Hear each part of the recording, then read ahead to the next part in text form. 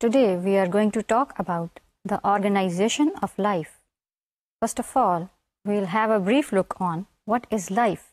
Anything is considered living if it have few properties. One, it acquires energy from the environment and utilize that energy for performing its various functions. Second property is that it reproduce itself for continuation of its race.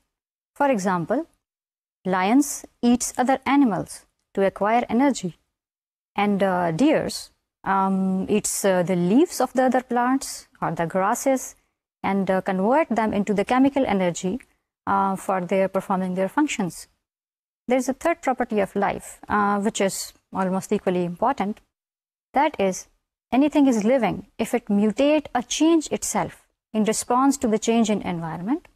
Sometimes these changes or mutations they are spontaneous. If they are useful for the organism, they continue in the race. If they are sometimes lethal or they are not useful, they are discarded, or sometimes they may become very lethal for the organism, and the organism it dies. Now we look at the next thing. What is biology? Biology is the study of life. Bios, life. Logos, study or reasoning. So biology means the study of life or the reasoning about life, about the living part of the world. Why this is important and why this is useful?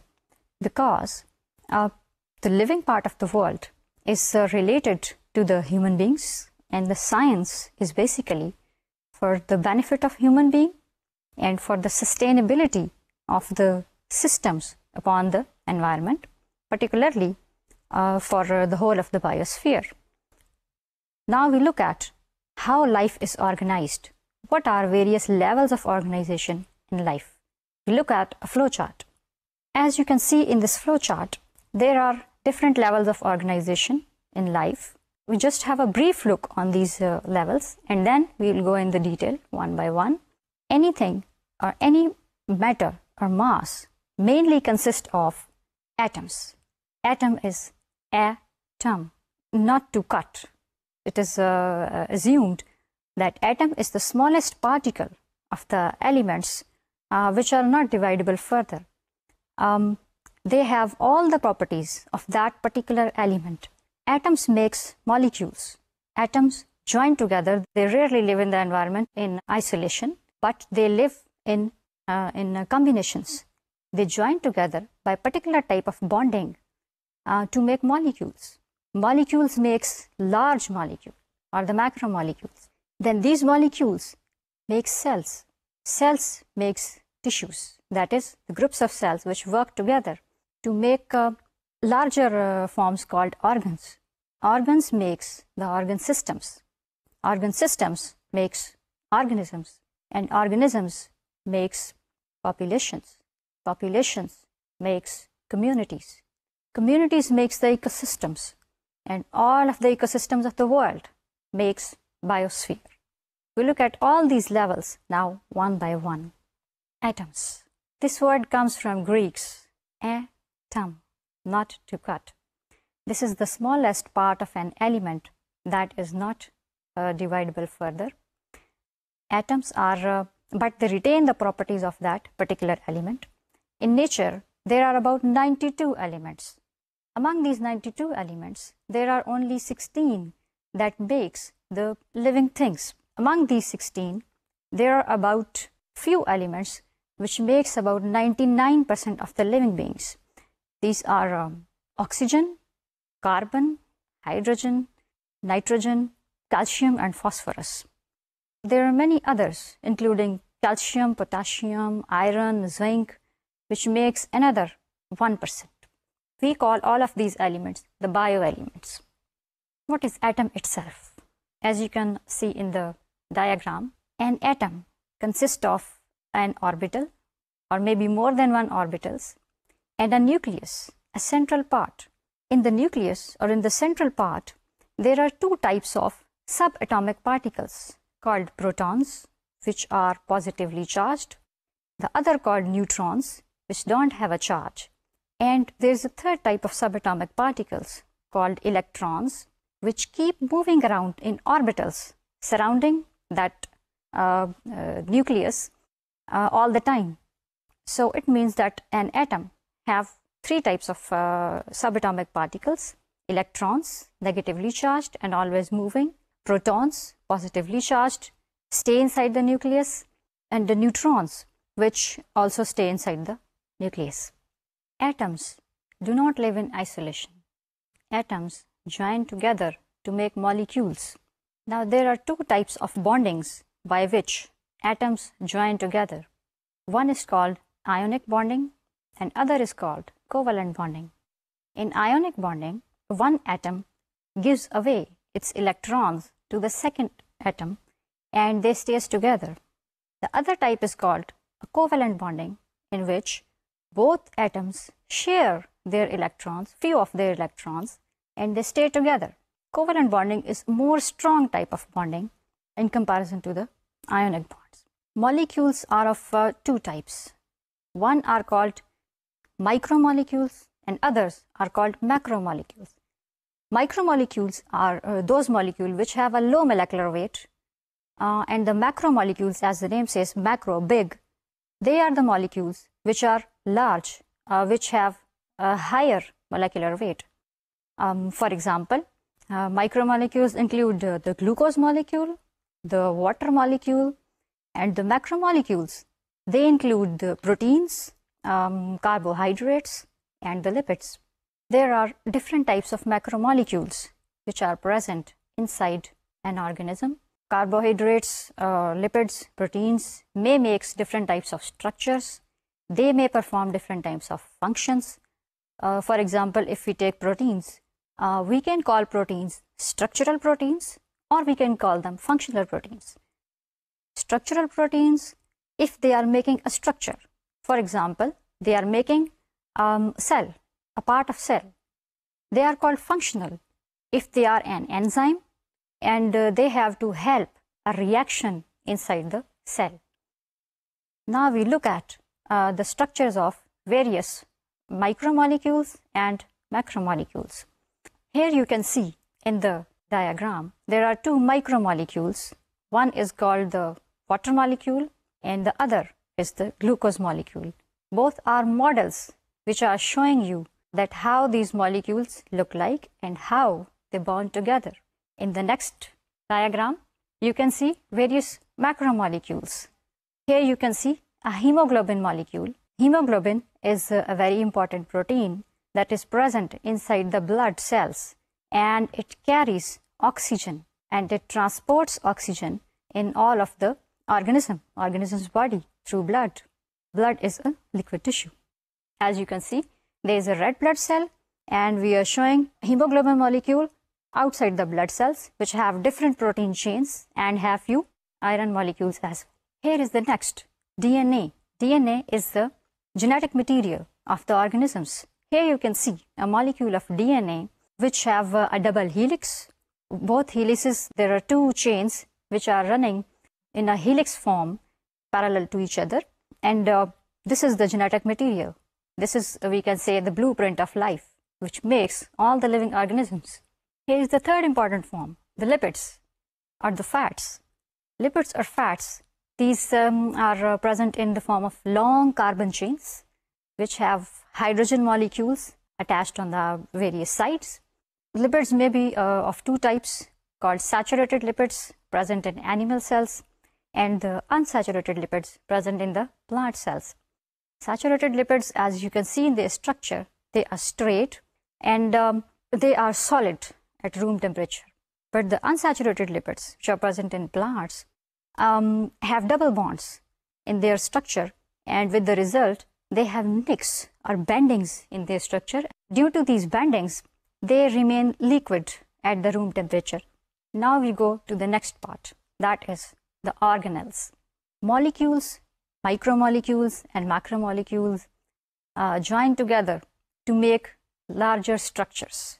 These structures are called organelles. Organelles are subcellular structures.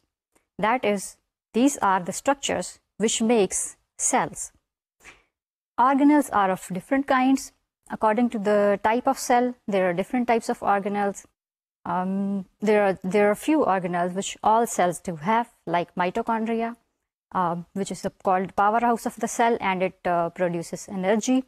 Like nucleus, which have the genetic material of the cell, and it is responsible for the heredity and genetic information transfer. Like ribosomes, which makes proteins, which are the sites where protein synthesis takes place. So there are different kinds of organelles, and these organelles combine to make a cell. Cell, the basic unit of life. Here you can see in the diagram on the right side, there is a diagram of the powerhouse of the cell, mitochondria. In the left, you can see an electron microscope, a transmission electron microscope image of the same mitochondrion, which is drawn on the right side. That is the real life image of mitochondria, taken through a transmission electron microscope. As you can see, it have many membranes. This organelle actually produces all the energy required by the cell in the form of ATP, adenosine triphosphate. Cells, organelles join together to make cells. Cells are the basic units of life. Cells are the smallest living thing, if we can say. All the living organisms, they consist of cells. Cells are of various kinds. There are different types, and they consist of different types of organelles. There are certain organisms which consist of only one cell. We call them unicellular organisms. For example, various protozoans, like a paramecium, like an amoeba. There are other organisms which consist of many cells. There are more organisms which consist of billions and trillions of cells.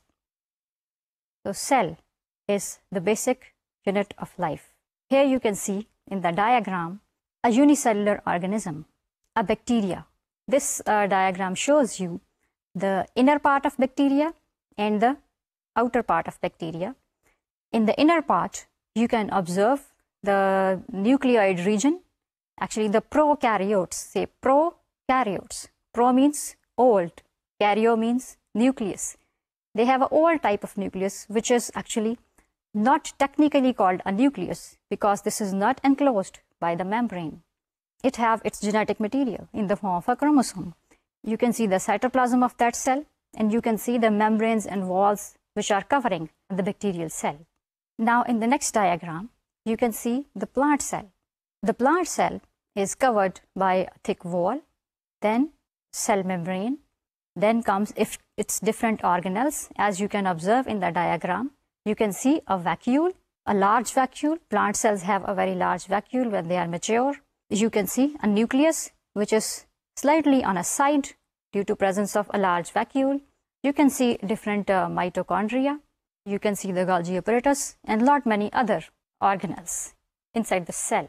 In this diagram, you can see an animal cell. Animal cell is different from plant cell in the sense it don't have a wall. It don't have a cell wall. It is covered by only a cell membrane. In its inside, you can observe almost the same organelles like the nucleus, mitochondria, the endoplasmic reticulum, Golgi bodies, ribosomes, and lot many other organelles. There is still another type of cells called stem cells. You have seen the plant cells, animal cells, bacterial cells. All of these cells are differentiated. Differentiated means that they are developed, they are adapted to perform a specific function. In the adult human being, in the adult animals, and more precisely in their embryos, there are few types of cells which are almost undifferentiated. We call these cells stem cells. These cells are important for us because they are undifferentiated. Why they are undifferentiated? Because almost all of their genes are switched off. These genes are not doing anything. It means that we can convert these cells into any type of cells. Now, this is very important for us because if a person, for example, these days there are a lot many diseases due to which people become disabled, like if there is a spinal injury, if there is a patient of hepatitis, their liver is damaged. And the result is this, that their organ is not functioning. Now, we can develop these stem cells into different types of tissues and organs. And we can replace the damaged tissue or organ of the patient, and the patient can run the healthy life. So these cells are very important for us. These are present in various adult organisms, and mostly these are present in embryos. But using the embryonic stem cells is considered by most of the religions unethical, and there is a debate on the stem cell use. But still, there are various sources of stem cells which are not debatable and which are still in use in the medical sciences. So there are different types of cells present inside the organisms. Cells may be epithelial cells, which makes the skin of the organisms. Cell may be the nervous cells, which make different types of nerve cells, the neurons, which transmit the messages between all of the organisms. Cells may be of stomach, which contract and relax for the movements of stomach. Cells may be of muscles, which are long fibers, and which makes our body move and change its directions, so on. The cells makes tissues. Tissues, what are tissues now? Tissues are the groups of similar cells which perform a similar function. There are different types of tissues present inside the organism's bodies. There are few organisms which consist of only 2 layers of tissues called ectoderm and endoderm.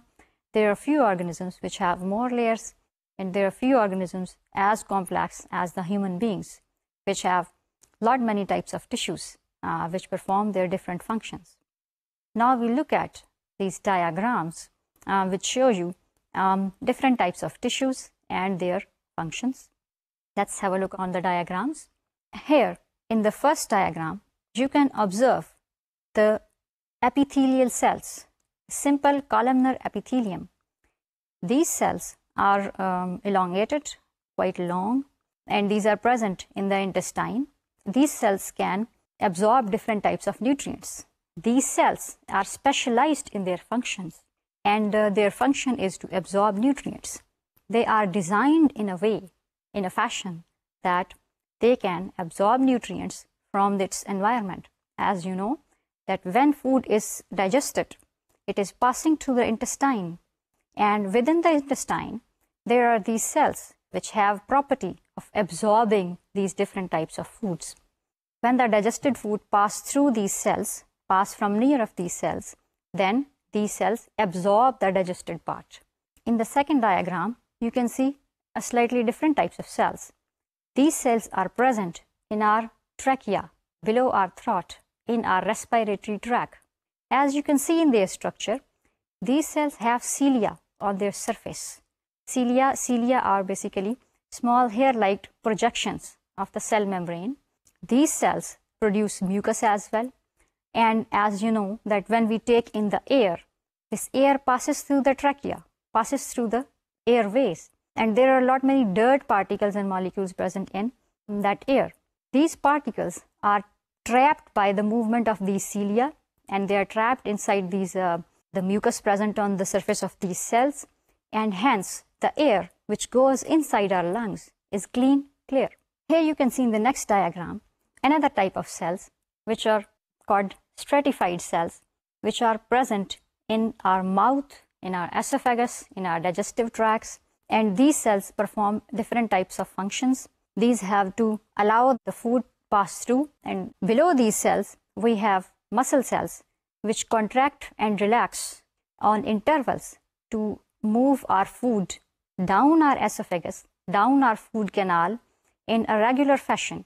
If this movement is changed, if this movement is in the other direction, we experience vomiting. Vomiting is the anti-normal direction of the movement of the food.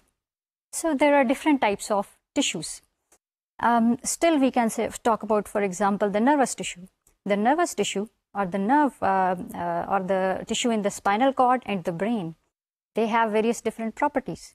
They have nerve cells in them, and they are supported by different other cells. These cells collectively perform the transmission of information from the brain to the body and from the body back to the brain. So cells are specialized, and when they make tissues, that is groups of similar cells which perform a specific function, then they make the tissue specific as well. That is, one tissue will perform one function, it will consist of similar type of cells. Now, tissues join together, different types of tissues join together to make organs. Now we look at what are the organs. Organs are combination of different types of tissues working together. All of these tissues which makes an organ have a particular function which join together to make or to perform the combined function of the organ. For example, heart. Heart is an organ. It consists of various types of tissues. For example, the muscle tissues which contract and relax. Inside the heart, the blood is present. Blood comes from the body and goes back towards the body, and blood itself is a liquid tissue. For example, in our stomach, there are different types of tissues which are combined and working together. As you know, that when we take food, it goes inside the stomach, and stomach have to grind this food. For that, stomach have certain strong muscle cells which contract and relax to grind the food and move it towards intestine. The lining of the stomach also have few different types of cells. These cells are glandular in nature. That is, they are like glands. They produce secretions of various kinds. We call them gastric juices. And these juices have various enzymes and various, like for example, acid, HCl, which help in digestion of different types of foods, particularly the proteins. So, stomach consists of muscular tissue and the glandular tissue, but both have some similar objective, that is grinding the food and digesting the food. Major purpose is digesting the food. For that, it is ground by the contraction and relaxation of the muscle cells, and for digesting food, there are glandular cells which produce their secretions. So their function is combined, that is digestion, by grinding muscle cells and by enzymes, the glandular tissues. There are various types of organs which are also present in our body, like our brain, like our testes and ovaries, like pancreas, which produces insulin for us, and it also produces glucagon for us. Pancreas is also an important organ which consists of many types of cells. Alpha cells, which produces glucagon, which lowers the glucose level in the body. Glucagon is a hormone. And the beta cells, which produces insulin, and insulin is also a hormone, and it lowers the level of glucose in the body. Insulin and glucagon act counter-regulatory. Insulin decrease blood glucose, glucagon increase blood glucose. Both are produced by tissues present inside the pancreas. Now, organs makes organ systems. Organs, various organs, join together to make a system. There are different types of organs, and there are different types of organ systems. The organs which perform a similar function join together to make the organ systems. For example, the digestive system. Digestive system consists of an oral cavity, that is our mouth, then an esophagus. A long canal runs through our neck to our stomach. Then comes the stomach, which is a storage organ, which stores food for temporary time and also digest it by using enzymes and by grinding. Then comes the intestines, the next organ, the small intestine, in which food is further digested and absorbed. Then comes the large intestine, in which the semi-digested food or undigested food moves down towards the rectum, and it is collected in the rectum and then released by the anus. So digestive system consists of various organs like the oral cavity, the esophagus, the stomach, the small intestine, large intestine, and its last part, the rectum. All of these organs have their particular function. Like function of the oral cavity, the mouth, is to break down the food into smaller parts, and by the function of its enzyme, breaking down of certain foods inside the mouth even. And then function of the esophagus is to move the food down towards the stomach. So there is a slow movement by contraction of different muscles of the esophagus leads the food towards the stomach. Function of the stomach, the third organ, is to grind the food and is to digest the proteins and for a temporary time store that food.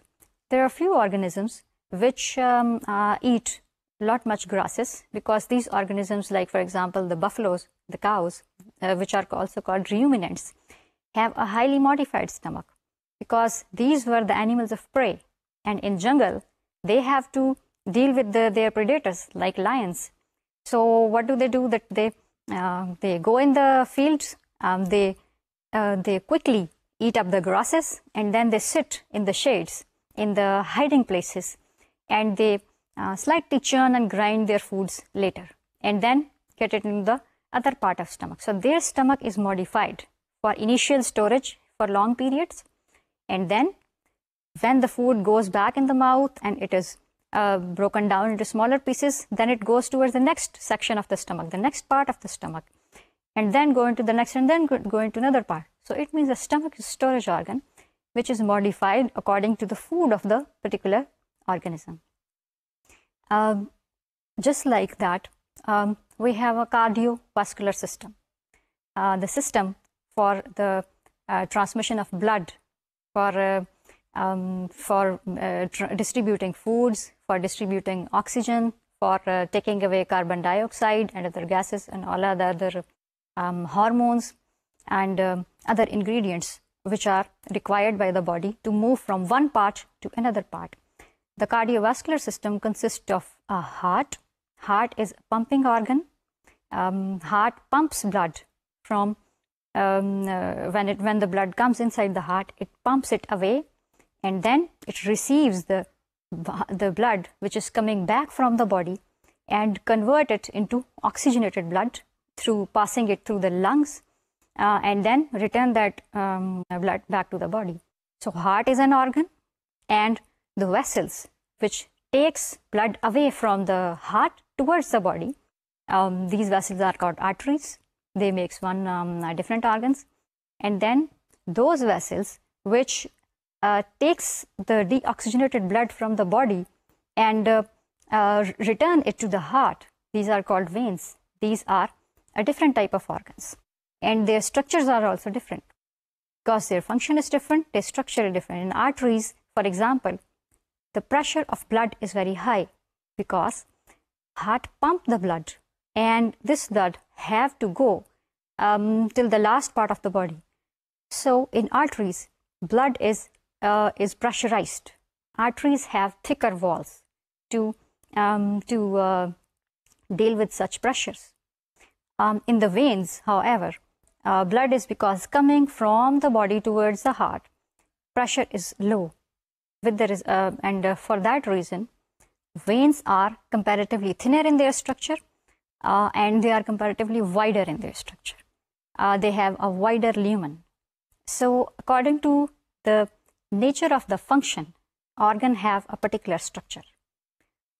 So structure and function in organs, in organ systems, in tissues, in cells are always related to each other. If we say that this particular organ is performing this function, or this particular tissue is performing this function, that tissue or organ must have the same structure which is required to make that particular tissue or the organ. The structure and function are always related. We can say that function is based upon structure. Now, organism. Organ systems. Many organ systems makes organisms. For example, an organism like a frog have different organ systems. It have a digestive system. It have a cardiovascular system. It have a reproductive system. It have a nervous system, brain, it's a spinal cord. It have a muscular system. It have a skeletal system, which makes its skeletal framework. If we look at the human beings, they have the most complicated form of life. They have a maximum number of organ systems. We also have a nervous system, a very complicated nervous system. We do have a cardiovascular system. We do have a digestive system. We also have a reproductive system. We have a respiratory system. And if we look at other related organisms, they also have different type of organ systems. But the function of all of these organ systems is actually work in a coordinated manner to act as an organism. For example, you see that when a person is exercising, for example, if I am exercising, for exercise, my muscles have to move and my bones also have to move. My muscles have to move my bones. But when I will exercising, as you know, if you exercise sometimes or you walk fast, you know that not only your muscles are moving, but you feel that your heart is pounding, your heart is moving faster. You also observe that if you are exercising for a long time, your respiratory rate is also high. Your ventilation is increased. It means that why this respiration is increased and why this heartbeat is increased. Reason is this, that when muscles are working fast, they need more energy, they need more oxygen, they need nutrients, they need to remove their waste. With the result, your heart pump faster because heart have to pump the blood towards the muscles and the other organs. Because muscles and the blood carries away oxygen, it carries nutrients, and it have to carry away from the muscles their carbon dioxide. It means that and when the muscles are using more oxygen, they need more further oxygen. So your ventilation rate, that is your respiratory rate, increased because when your respiratory rate is increased, you are getting in more oxygen from the environment, and with the result, your muscles are getting maximum of oxygen and more of the nutrients. You feel that when you exercise, after that, maybe you need to get more food, or maybe you are asked to get more food and water, because when your muscles are working, they need more water and they need more food.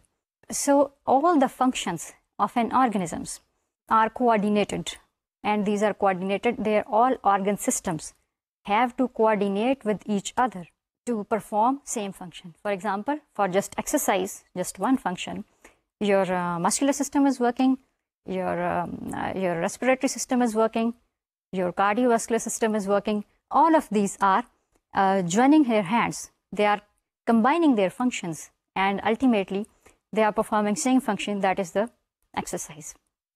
Just like that, the same thing happen everywhere. Organisms, they have to coordinate their functions. You see, various organs and the organ systems are working together in just one function, the exercise. Cardiovascular system, the muscular system, the skeletal system, the respiratory system. But somehow their actions should be coordinated. In human beings and in all the major animals, there is a system called nervous system, which is there to master all the activities. Nervous system is the system of coordination. This system is connected to various systems, various other systems, like to the digestive system, to the cardiovascular system, to the respiratory system. And this system coordinates the activities of the different systems. For example, if muscles need more energy or if muscles need more oxygen, they will send signal to the nervous system, and nervous system will activate the cardiovascular system, the respiratory system, or other related system to perform a function which is required to send oxygen, send more oxygen to the muscles.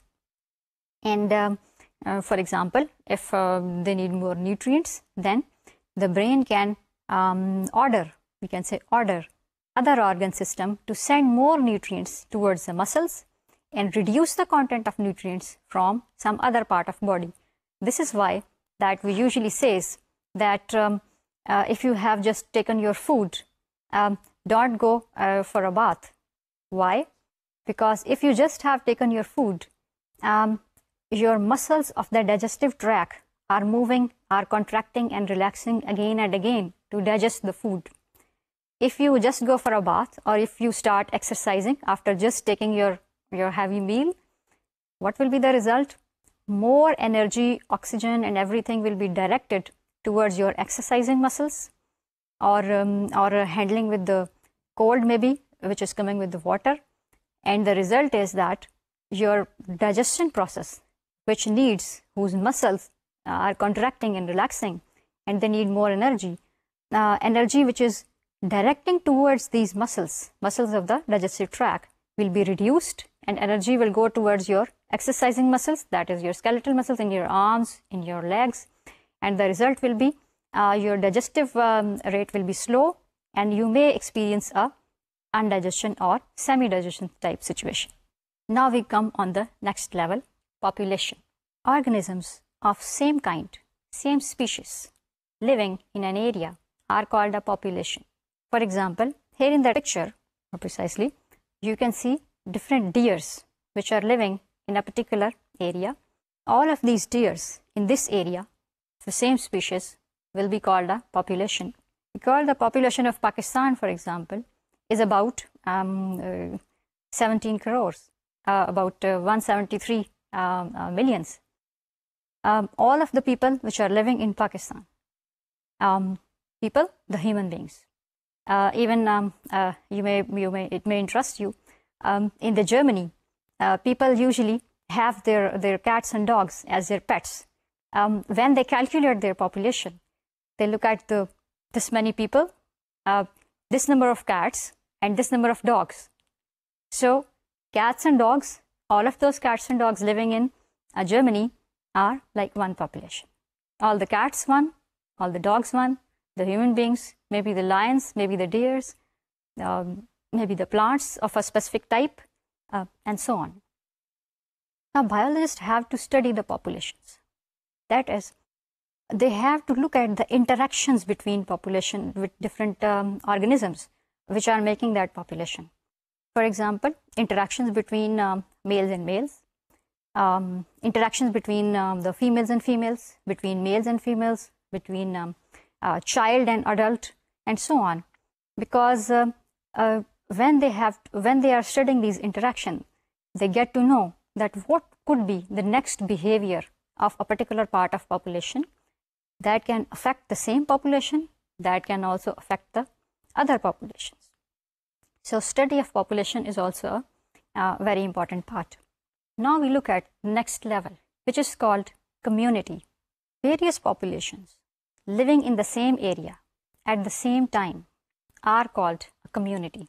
For example, here in the picture, you can see there are various plants, there are various large, huge trees, there are many buffaloes, there are lions. Now, every part of these, this particular area, the lions makes one population, the buffaloes makes other, the small plants, the grasses makes other, and the trees make another population. But because all of these populations are living in the same area, they have to interact with each other. When they are interacting with each other, maybe communicating, maybe, as you know, that lions will eat the buffaloes And if there are deers, they will eat the deers. These deers will eat the grasses. Maybe they will eat the leaves of different plants. They are interacting with each other. Their interaction is also very important.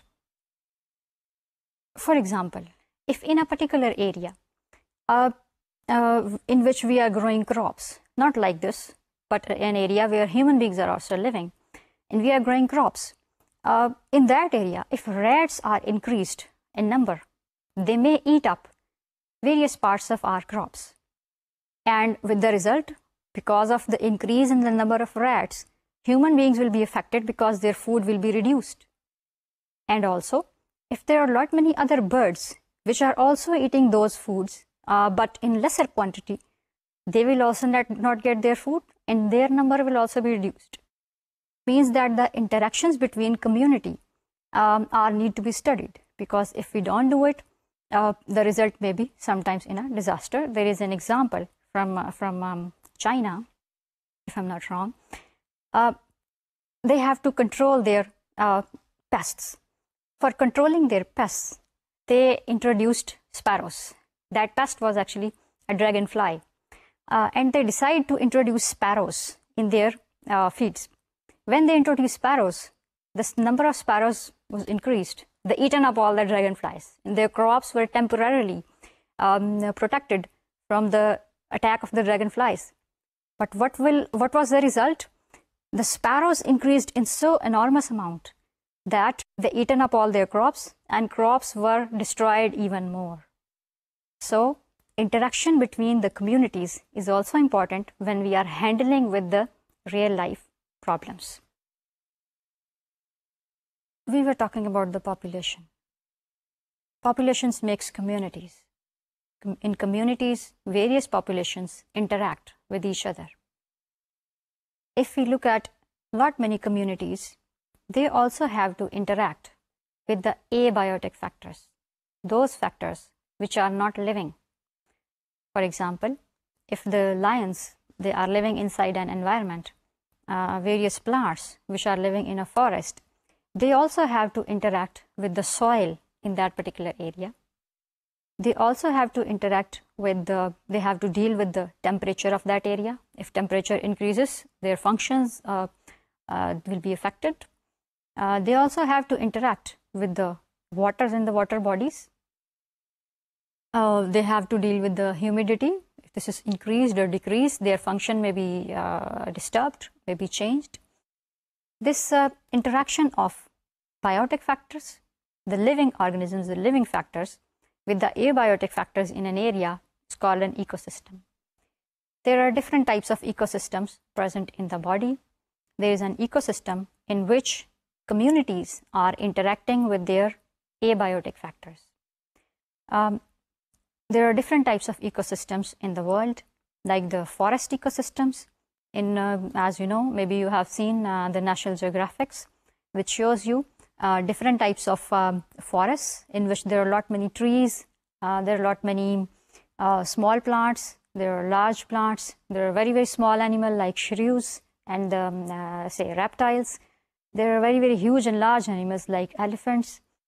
There are different types of animals which are predators like lions, which actually eat upon other organisms. They also deal with the abiotic factor, temperature increase, decrease.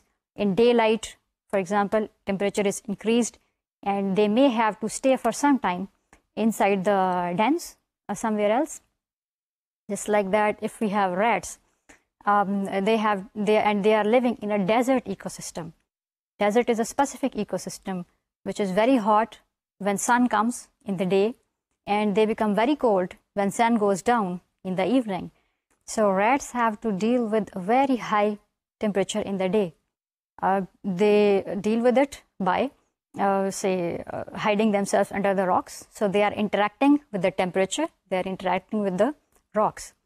This makes the ecosystem. Now, there are very complicated ecosystems like a lake or a pond.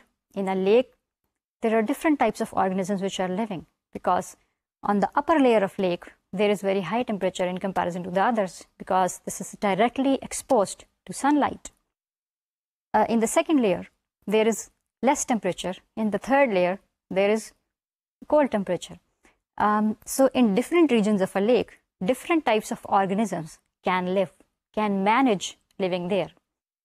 Just like that, ocean itself is a very complicated ecosystem in which different organisms are living at different levels, at very cold temperature, with minimum amount of oxygen, sometimes with the maximum amount of oxygen. There are few oceans even which have a very high rate of salinity. That is, for example, the Dead Sea. Dead Sea have very high salts, somewhere even up to 20%, in which most of the organisms cannot survive, but few can survive. So there are different types of ecosystems, different types of abiotic factors with which the biotic factors have to deal with. And those biotic factors, that is, the living organisms, are specific for their specific ecosystems because their structures allow them to deal with that particular ecosystem. Now comes the last level, that is the biosphere. Bio, life, sphere, the globe of the earth. Because we know that earth is rounded. We call it a sphere. Biosphere is the living part of the world. All the living organisms, all the ecosystem, anywhere where the life can exist, collectively called the biosphere. Life even exists in the Antarctic region where there is too much cold. Life may sustain itself in the deserts where there is too high temperature, too high humidity. Life may sustain itself in the oceans, which are very deep. At their depth, there is a very high pressure, but life sustains here because living organisms have certain which are living in those environments have specific characteristics to deal with. When we collectively study all of these relationship of these this living world, all consist of all the organisms, living organisms present on the planet Earth, we call them biosphere, and they have to interact with their environments. So this is the reason that we have to study the interactions of, or we can say we have to collect the interactions of all the organisms with their abiotic factors. So this is about the levels of organizations in life from atom to biosphere.